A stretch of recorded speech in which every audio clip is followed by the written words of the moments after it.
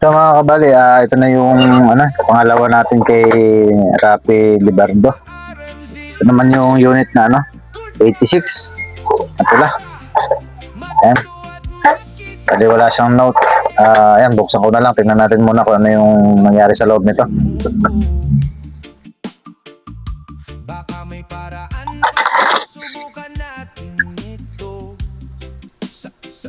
So mga kabali, nakakita na tayo ng sunog.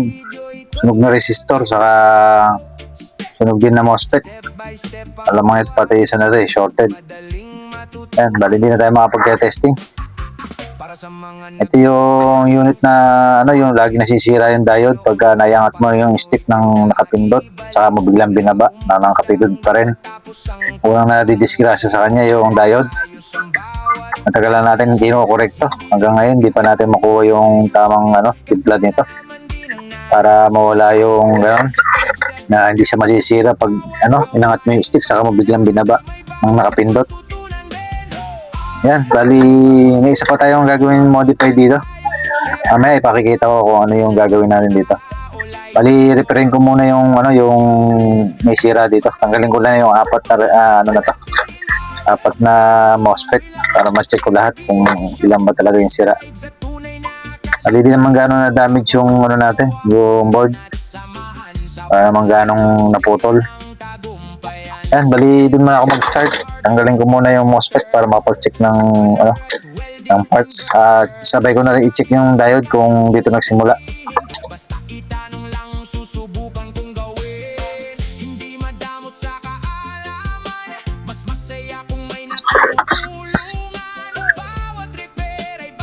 Kabali, shorted yung yung apat nating MOSFET. Kasi hindi naman siya ganong nasunog yung resistor. Ito, yung isa, yung pangalawa.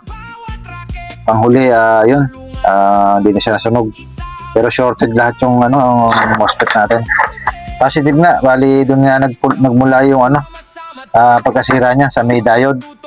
Pakita ko lang na shorted yung diode natin. Bali di pa natin tinanggal yan.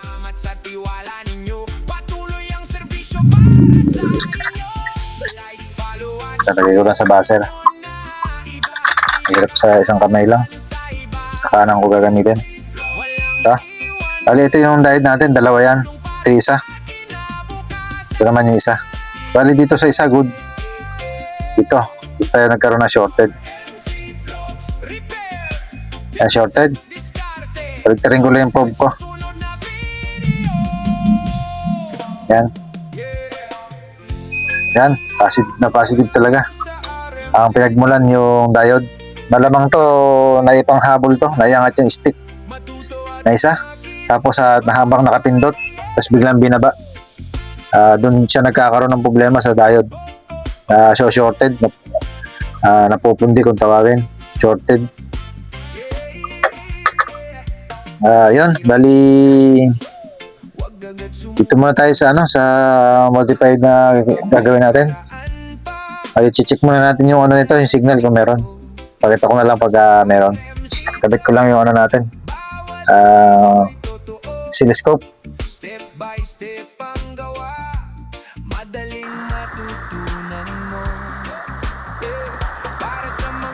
So mga kabali, ayan. Meron naman siyang signal magkabila. Pero ito yung modified natin. Masyadong mataas yung kilohertz niya. Ito, pakita ko lang. Meron tayong 76 kilohertz. Ang taas. Ayan, bali both A and B yan, parehas. Ganun ang dapat signal natin. Ayan. Bali, yun ang babaguhin natin. Gagawin lang natin 30 kilohertz.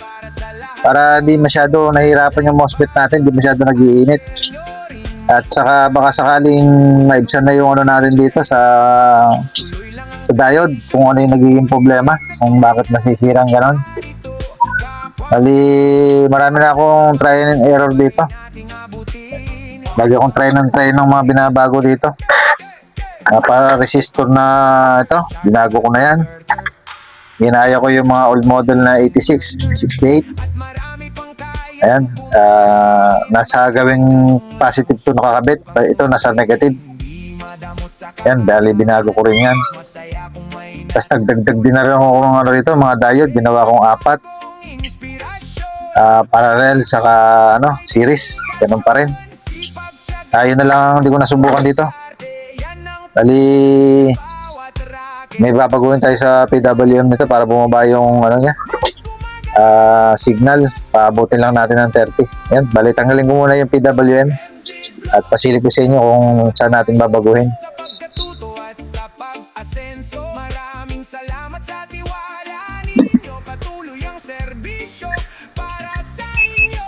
So mga kabali, ito yung babaguhin natin sa pin number 6. Ito, kung makita nyo, 6.8. Ayan, 6.8K. Yan ang babaguhin natin. Gagawin natin na 18K. Ayan. Palitan ko lang to. Pakita ko sa inyo yung signal niya kung ano kataas.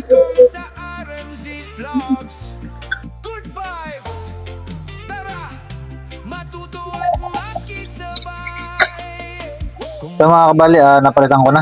Kung mapapansin natin na 6.8 naging na ngayon 183 na, 18K yan. Ayan, bali kabit ko muna. Pakita ko sa inyo yung signal kung ano yung kinalabasan nito, kung aabot po siya ng 30 kHz. Para sa mga nagpa-repair ng kanilang unit, mapapanood nyo kung paano. So kabali, naikabit ko na yung PWM natin. Check natin kung ang signal nito umabot na ng 30. Bumaba man na kahit konti lang. Bali din man natin may sasakto sa resistor yan. Bali ito, on ko na. Ayaw pa. Kasi palang kakabit. Galing. Kailangan natin. Tulo sa akin pindutan. Yan, manda na. Yan, bali meron tayong 29.8 kHz. Yan, bali maganda naman yung square wave natin. Lipat natin sa kabila. Yan. Bali doon sa kabila kasi meron na tayong 105 na capacitor. Kaya may sentro sa gitna yung ating scope. Bali on ko na yung sa kabila. So, nasa tigawin taas naman. Same lang sila. Ayan, 29.8. Bali, yung 6.8 na 6.8K na natin, yung SMB resistor, itinaas natin, ginawa natin 18K. Tapos bumaba na yung ating kilohertz, babot na siya sa 30. Yan, bali sa 30 siguro hindi na siya masyado mag-iinit doon. At baka sakaling doon lang maano na natin yun, makontrol na natin yung pagsira ng ng diode, baka sakali. Bali dito talaga sa ganitong unit, lagi akong try and try kung paano masusolusyonan yung problema niya. Yan, bali kabitan ko lang din ng MOSFET saka yung resistor na nasunog. Tapos testing tayo kung andar na siya.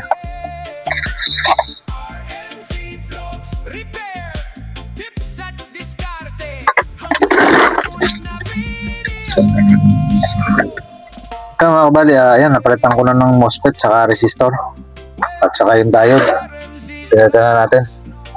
Ito yung mga tinanggal natin. Ayan, pwede na natin i-try. Testing muna natin sa test valve. Ayan. Ito ang kotor na natin kung tutunog na.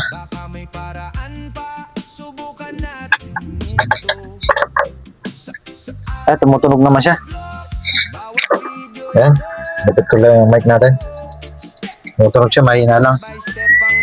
Ilagay muna natin sa sa 500. Tingnan natin kung tutunog siya. Sa mababang load lang muna. Yan, naka-direct na. Ito, ako na. Tingnan natin kung wala mangyayari. Maandar naman siya. Mali, kabitan natin ng oscilloscope. Tingnan natin kung ganun pa rin yung frequency niya. Kung 30 pa rin ba. Bali, ito yung frequency natin. Makikita natin dito. Yan. Silipin natin. 29.9 kilohertz. Yan, naka 500k tayo. Buko natin sa 1k. Check muna kung nag-iinit. Yun, malamig. Ito ako na. Yan, maanda naman siya sa 1k. At yung signal natin, same pa rin. 30 kilohertz, sakto. Ayan, nagbago siya. Tumakto siya sa 30. Ang ganda ng square wave natin. Check kung nag-iinit. Ayos, di siya nag-iinit. Ayan, kahit na pagtagalin ko yung kamay ko. Bali, full volume na yun. Kaya nagpapabago-bago tunog. Sira din yung lakasan natin. Ayan. Napapansin natin, mag-garal-gal yung tunog. Bali, ito na yung, yung ampere natin kung gaano kinakain sa battery. Meron lang tayong 27. Ayan, nag-stable siya sa 27. Ayan, bali yung pagagawin natin dito. Patasin natin ng hanggang 50 o kulang 50 ampere. May papalitan tayong resistor dito. Yan, saka yung trimmer, i-direct na natin to. Tapos yung lakasan, papasabay ko ng palitan. Yan, bali gawin ko muna.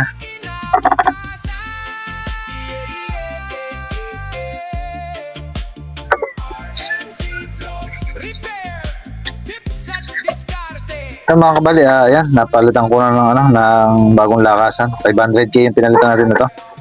Ito sa resistor, di natin ginawang 430. Kasi yung frequency nito masyadong mataas sa output. Kaya 470 lang ang nilalagay natin dito.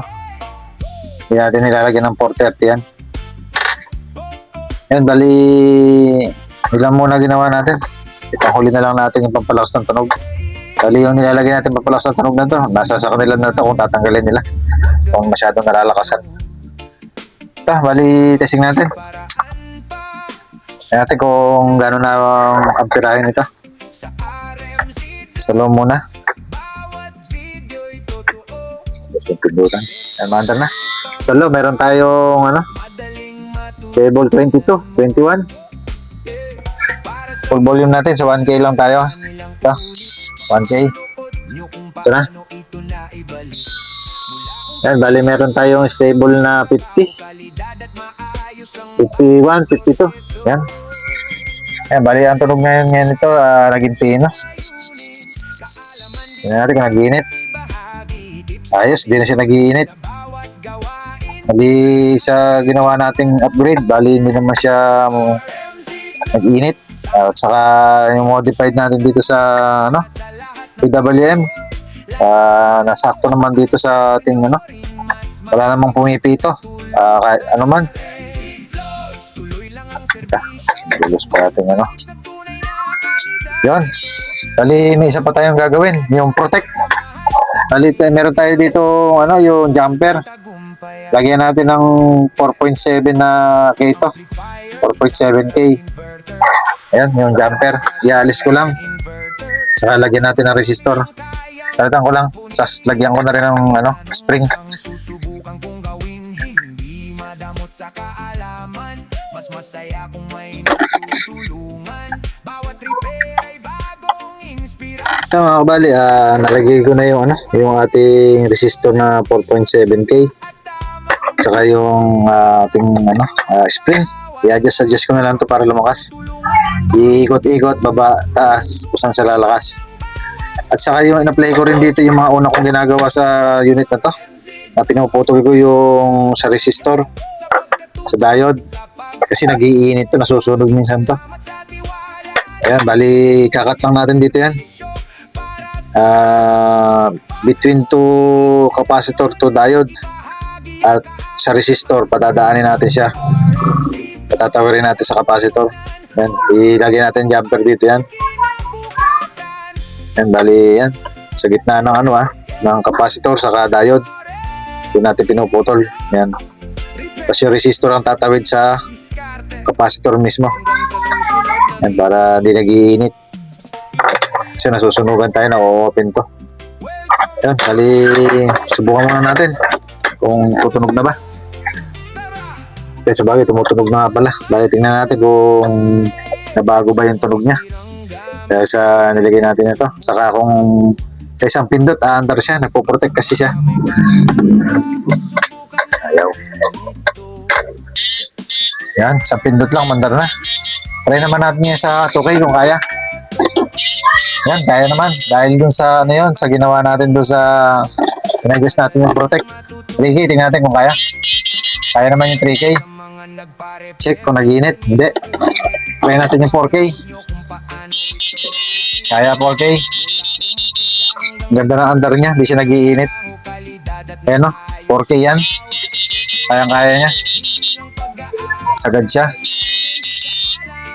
Bali, hindi lang natin pwede pagtagalin dahil pumapalo siya ng 70 plus. Pagka ganun, para natin sinushorted na yung yung output nito. Sa 1K lang tayo. Yan, sa tunog na lang tayo mag-adjust dito. Bali, ganun pa rin ang amperahe niya. Mabot pa rin ng 53. Saktong 53 ampere. Yan, bali, dito sa natin, sa 86. Ina-upgrade pa rin natin hanggang ngayon. Bali, huling upgrade natin dito yung modified natin sa PWM. Nag-adjust tayo, nagbaba tayo ng frequency. Yun. Ganito na lang. Okay na.